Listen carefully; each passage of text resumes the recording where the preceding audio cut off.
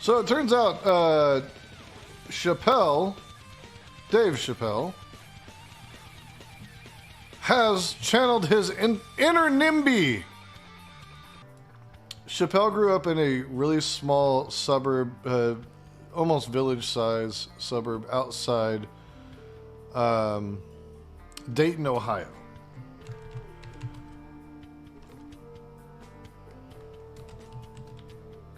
And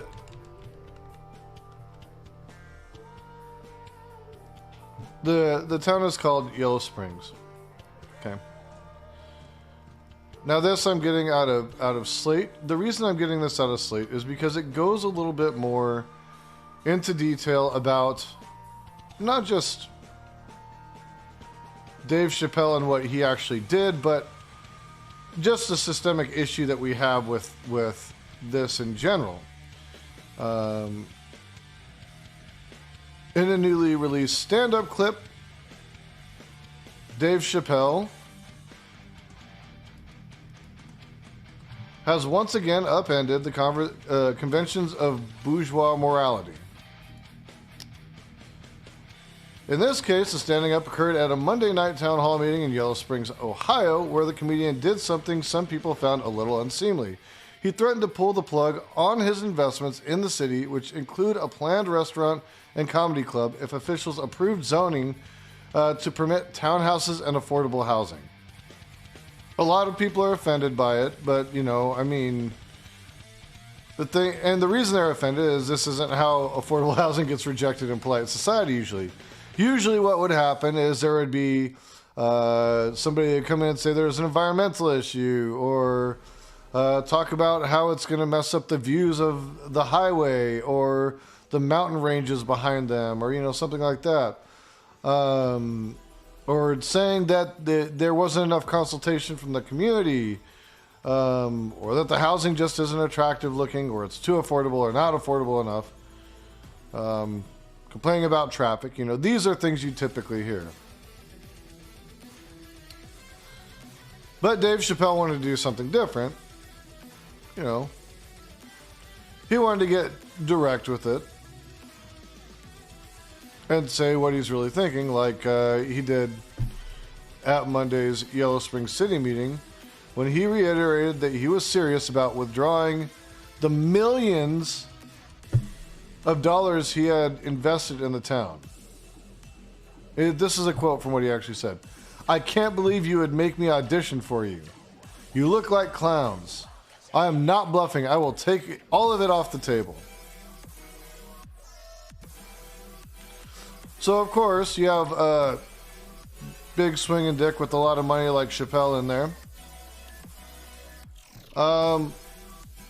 Of course they're going to pull it off the table. And that's exactly what happened. They folded. So there was more going on to this than just Chappelle, though. Right? For 2 decades, Chappelle has lived on the outskirts of Yellow Springs. Again, it's right outside Dayton, a little east of Dayton. He's always talked about how much he loved Yellow Springs, where he attended middle school and spent childhood summers with his dad, who's also the dean of students at Antioch College. And Yellow Springs isn't like a Trumpy suburb. Yeah, it's actually really deep blue island of Democrats, and what is surrounding it a very red Republican area, county.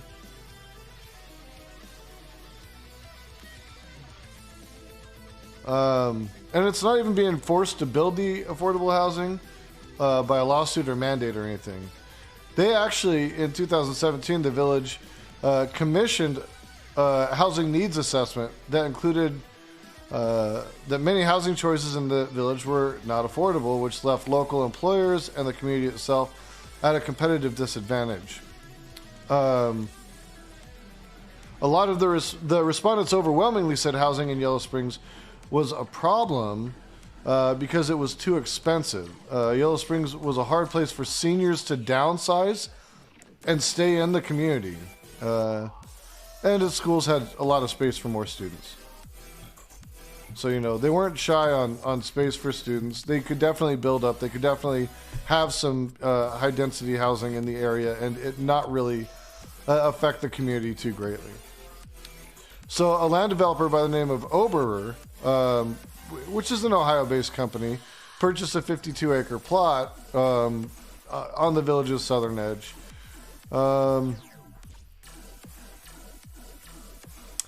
Yellow Springs had kind of been eyeing it for multi-family housing for a while, actually all the way back since 1977.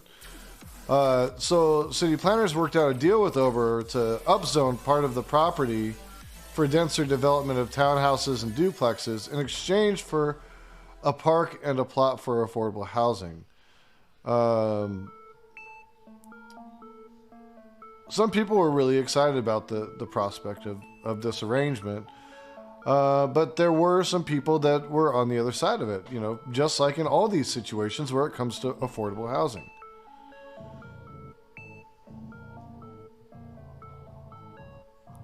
But some squeaky wheels, like I said, didn't like it. There was a biologist that worried about mosquitoes, a nearby homeowner worried about traffic.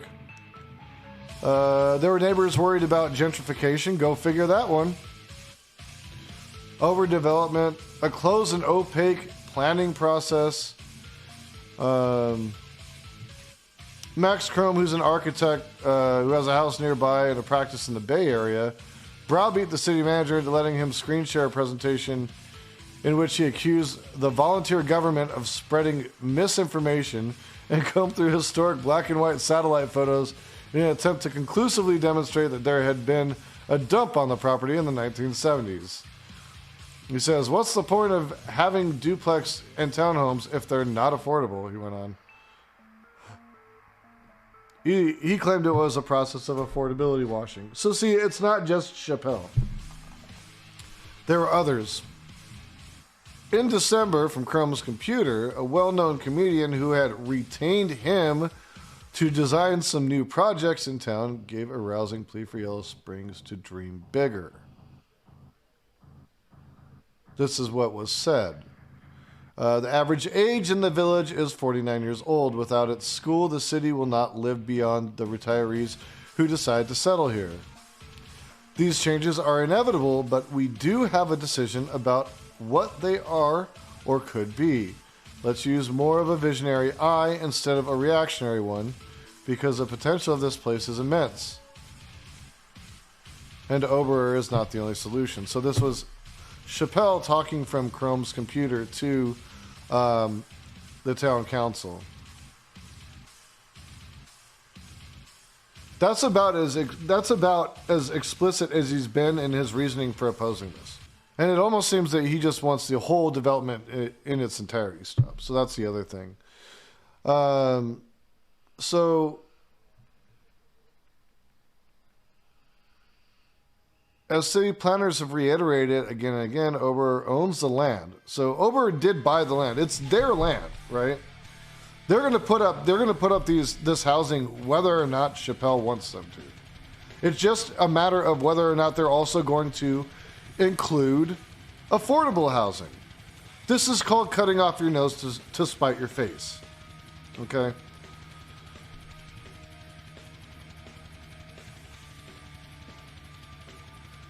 So it has a right. The Oberer has a right to build 6 single-family homes an acre. Some project opponents want the city to yank the zoning permission away at the last minute, which is a move that the village council president thinks is illegal. Another option is to attempt to purchase the land from the developer, which could cost tens of millions of dollars. Why would you want to do that? That's ridiculous. Now, you have to remember that the weight of Chappelle's threats are pretty great here because, look, he's a multimillionaire. He's pumping millions and millions of dollars into a town that houses a little over 3,000 people. Now, one of the counselors that opposed it said,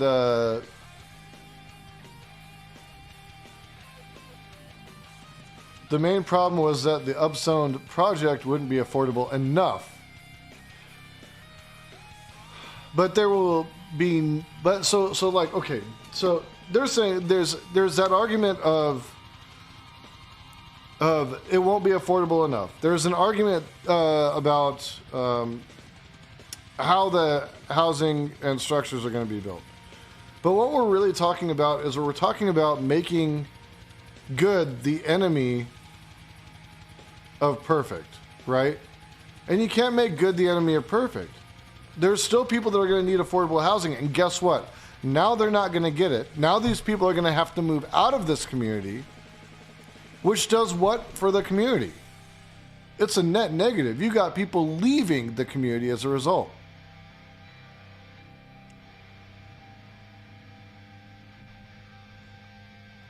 So the zoning right now, if they had passed this,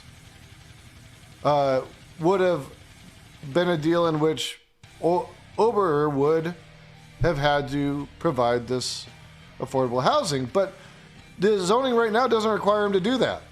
He's even telling them that, like, guys, like, I don't have to do that now. So if it goes straight subdivision, the council president even said, you know, if it goes straight subdivision, you don't have any say at all. None, zero, right? So since the rezoning failed, the Oberer subdivision will include a couple hundred single-family market-rate homes instead of a denser development. In a kind of housing politics edition of the trolley problem, Oberer's opponents will be left wondering if they bear responsibility for the lousy suburban as of right project that was slated to occur before the city tried to flip zoning switch. Again, like I said, this same misguided sense of political possibility guides well-meaning civic activists everywhere who let the perfect be the enemy of the good and wind up with neither. So essentially, and I'm not sure, it's still not completely clear what Chappelle wanted out of this, right? Oh, did you want an answer to that? I didn't feel like answering that person because they were going to try to get into some conflict. I'm going to say that you got a pedo and Mr. Girl, and you've got a sexual assault and rape apologist in Destiny. So do with that what you will. They're both trash. I don't kowtow to bigger streamers. I could give a fuck less. In any case, I wanted you guys to see the actual video of Chappelle, so I'm going to show that now. But I felt like it was important to provide that insight because it's something that people aren't talking about. This is NIMBYism at its core. This is NIMBYism. This is the problem with not in my backyard. You're letting the good be the enemy of perfect. And that is causing no fucking movement on things that are necessary for this fucking town, man. Like, that's the problem. This is necessary for this town, you know? Here's Dave Chappelle screaming and whining.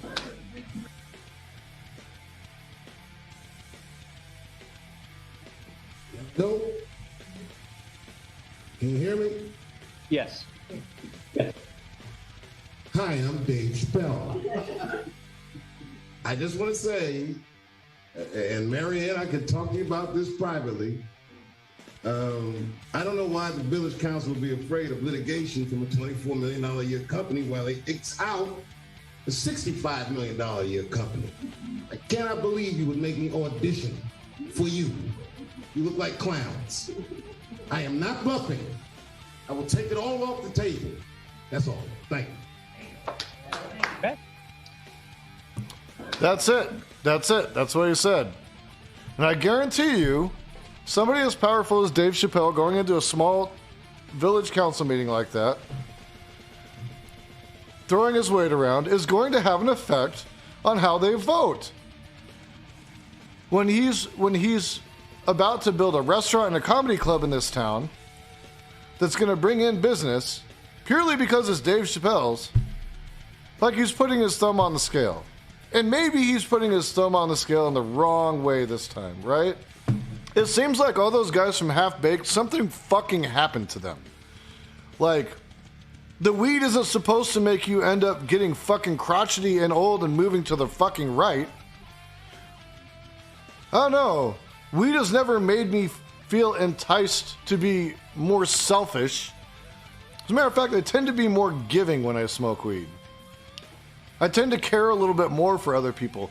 But I don't know, maybe it backfired for Jim Breuer and Dave Chappelle because these two guys are the biggest stars in Half Baked and have turned out to be the biggest shitheads. So what the fuck happened here?